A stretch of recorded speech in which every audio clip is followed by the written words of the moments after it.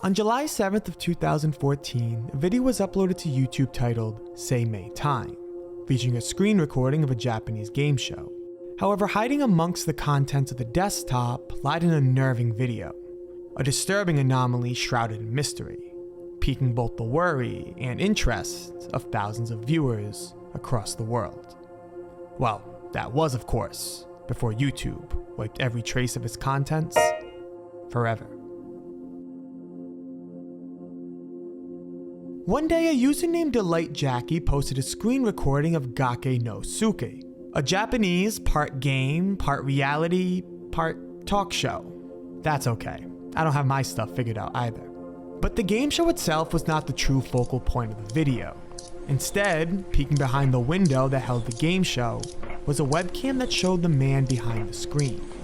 And that ticking clock you're hearing in the background? Well, that's the man slashing his forearm repeatedly with the rusty box cutter. Taking a look at the user's account, you can find quite the catalog of videos. Small fires, Mortal Kombat, animation. However, look a little closer and you can soon discover the niche that strings all of these videos together.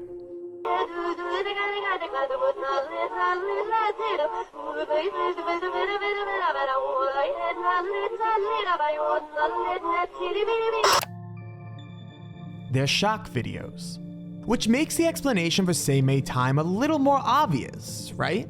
Maybe it was all just an act for scares, or possibly a video ripped from Live Leak and thrown in the background. Well, I guess that revelation probably wouldn't make it that much more comforting though, would it? Well, it would at least explain the origins of the video, right? Well, unfortunately, it wouldn't be that easy. See, Delight Jackie did post Mei Time for shock value, however, it wasn't the original upload.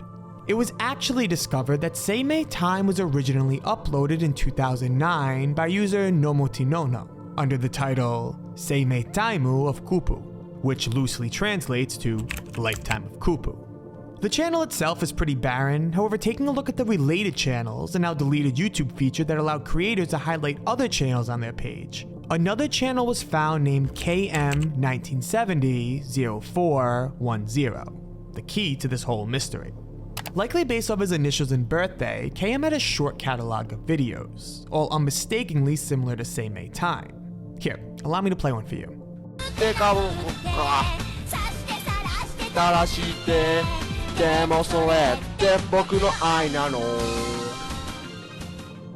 The setup for the video is nearly identical. The Japanese game show, the webcam behind it, it's all there.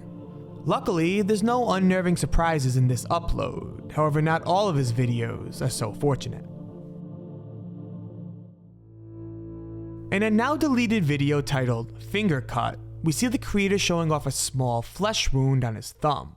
The video is not nearly as grotesque and disturbing as Mei Time, however toward the beginning of the video, the creator made sure to show off something unsettling.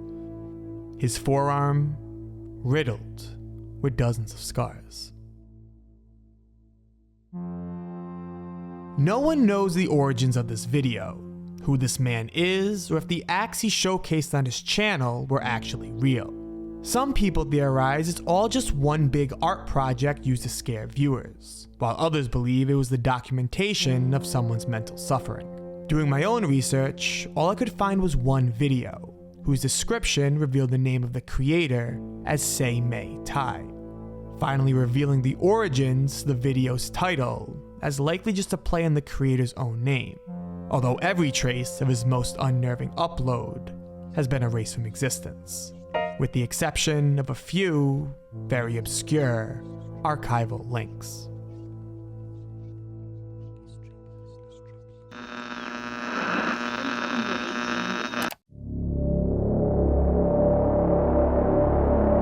LOL Superman is a supposed disturbing shock video uploaded in the mid-2000s. The controversial footage is claimed to be an up-close video of World Trade Center workers being forced out of the North Tower during the 9/11 terrorist attacks. Although many videos like this exist, the graphic nature of the video in question, along with its close proximity to the tower, apparently made it unlike any other footage released to this day.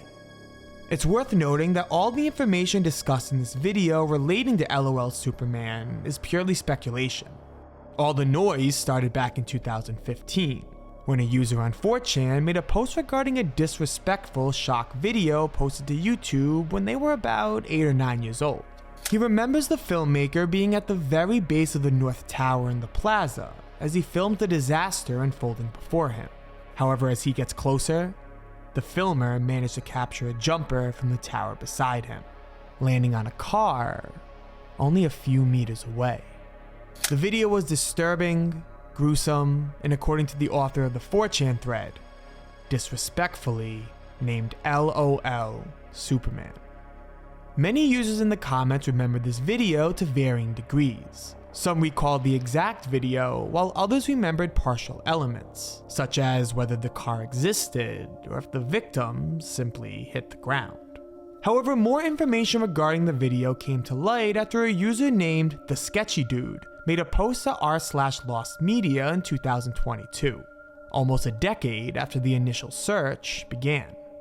Here, they discuss pretty much the same things, whether people remember the footage or not. However, this community seemed much more determined to finding the source of this footage. The group came together and recreated what they would call the contents of the video to entail. What you're about to see is a recreation of these events, modeled in Gary's mod. The summary is as follows. The video begins as two cameramen are making their way up the stairs towards the plaza and then quickly running into one of the sides of the North Tower. However, just as they turn the corner, they find something horrifying. A collection of bodies forming at the base of the tower. And then the graphic imagery of a single or possibly multiple bodies falling onto the pavement. The cameraman then gets a few close-up shots of the corpses that have landed before the two quickly leave the plaza. It's unknown who the cameramen were who snuck into the plaza during the tragedy, although through WABC TV camera footage, we can see a brief frame of the two individuals walking up the same stairwell as seen in the video. According to the time of day LOL Superman was supposedly recorded, and the time the security footage was obtained, if the video was in fact real, then these are likely the two who recorded it. After this, multiple people may request the various governmental archives for 9/11 footage, including the FBI and the National Archive in search of footage recorded in the plaza during the attack. The thing that makes this footage so valuable to many of the people searching is the rare positioning of the recording. The plaza was supposed to be off limits to civilians and news crews, meaning the angle of LOL Superman would have likely been one of a kind. If a governmental official designated to collecting footage of the event saw the original video, it would have likely been collected due to its obscurity. However, the response given to the community was a little bittersweet. FBI has completed its search for records subject to the FOIPA that are responsive to your request. The material you requested is located in an investigative file which is exempt from disclosure. There is a pending or prospective law enforcement proceeding relevant to these responsive records, and release of the information could reasonably be expected to interfere with enforcement proceedings. A response was also received from the 9/11 Museum stating, "We do not have the right to share or license the footage you're looking to obtain." Although the community is split on whether LOL Superman is real or just another example of the Mandela effect, it does seem that multiple archival sources has a record that matches the description of the video, although they're unable to share due to legal obligations.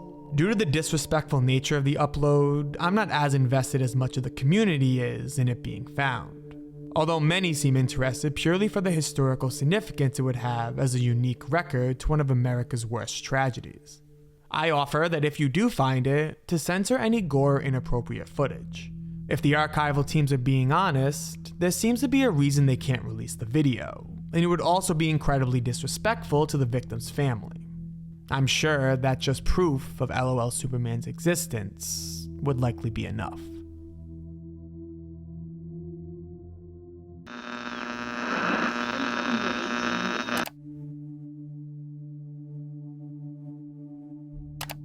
In April of 2009, a video was uploaded to YouTube titled, "Jesus Taught Me Karate," featuring two people preparing to spar in a dojo.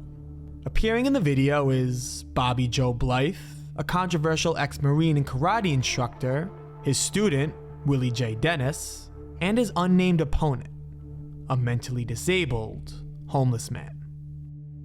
To give some more context, the video was actually uploaded by Bobby Blythe himself, to which he provided a description of the events leading to this point.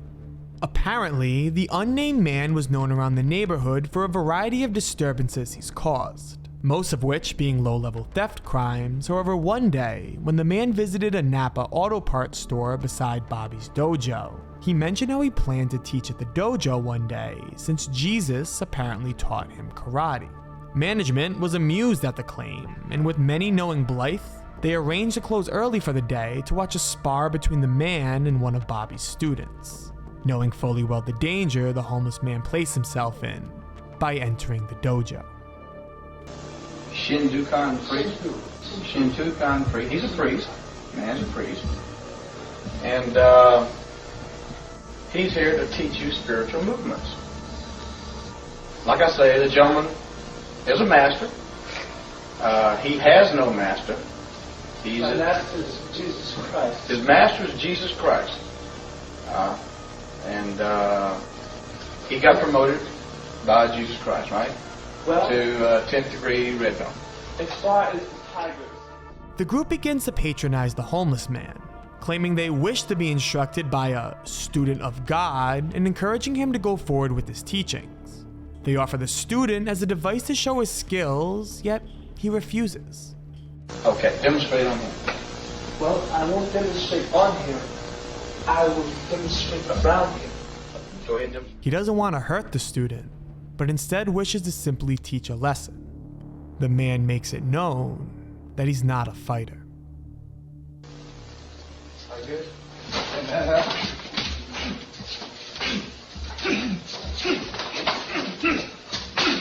Don't do that anymore.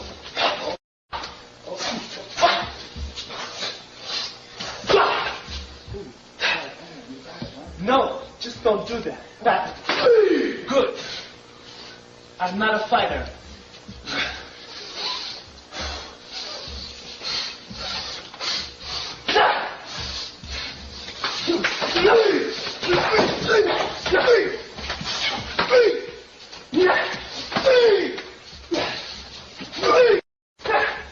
However, it was at this point in the video that I believe changed the narrative of the whole event. See, up until this point, nearly everyone, including probably those watching at home, were likely a little surprised at the homeless man's skills. He wasn't an expert by any means, but it was clear he was able to move well and somewhat defend himself against Willie's attacks. At least better than anyone would expect. If we take a look at other martial art lessons posted by Blythe, we can find a catalog of controversial and unethical aspects to his practice. So if you tell me today, or your lesson, you tell me today, and you won't make it up. Not later, I'll stump your ass. Including the encouragement of severe violence and really unneeded homophobia. I believe Willie getting knocked over was a crack at his fragile ego that he just couldn't repair. He wanted everyone to know who the superior martial artist was, and wanted to make sure no one would degrade him or look at him differently for a subpar performance. Most importantly, I don't think he wanted Bobby looking at him differently. Willie then engages the man much more aggressively, to which he soon resigns, although Willie refused to stop. Although I cannot show anything after this point on YouTube, allow me to play the audio clips of what followed. You're good. Huh? You're good. Oh. You got it, okay? You got it. You got it. After desperately trying to de-escalate the fight, Willie eventually took the man to the ground and attempted to knee his head against the side of a metal pole. After this, he would begin stomping the pleading man's skull against the ground, causing him to bleed and audibly appear as if he was swallowing blood. Many people watched, and yet no one intervened. The man's body was then pulled out of the dojo by his ankles as a trail of blood followed behind. The description of the video ended with the following. Needless to say, the police pulled him out of the dumpster behind my karate dojo where he was neatly placed. Semper Fi to all my Marine brothers. The karate student in the white is also a Marine sergeant and a brand new black belt. Never get stupid with the Marine. You could get jacked up and have your clock stopped. Bobby Joe Blythe and Willie J. Dennis were never charged for this crime, despite it being clear they were the two involved. Although the video got popular in 2009, it was originally filmed all the way back in 1984. It's nearly impossible to get an assault charge to stick from way back then, and the only way to actually have a case against the two is if the man had died. However, no one even knows who the man is. Investigators tried to research missing persons from the surrounding area during the time of the attack, however, no leads appeared to match the characteristics of the victim in question. There was an officer named Chuck Feldbush who worked in the county during the time who claimed he knew both the victim and Blythe. He claimed the victim would often get arrested purposefully to acquire free food and shelter, so the officer knew him very well. He said that he noticed the victim limping and appeared severely beaten a few days after the attack, yet he wasn't very cooperative and didn't want to press charges.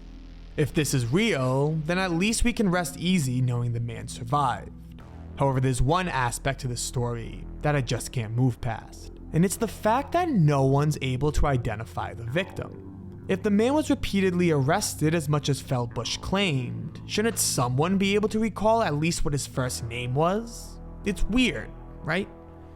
Well, it was then discovered that Bobby Blythe does have a few connections and friends over at the police station.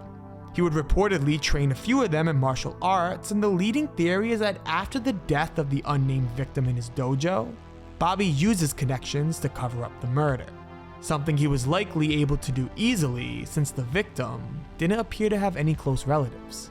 The homeless man in Bobby Joe Blythe's dojo is one of the most tragic and disturbing stories I've investigated on the internet. It makes me physically sick to think that Bobby and Willie have been walking free for all this time, likely without a care in the world, regardless if their violence resulted in a murder. They're evil and should be treated as such. The poor man seemed like such a bright soul. He never wanted to fight, only teach, and I hope somewhere, somehow, he's still alive. Although I unfortunately doubt it.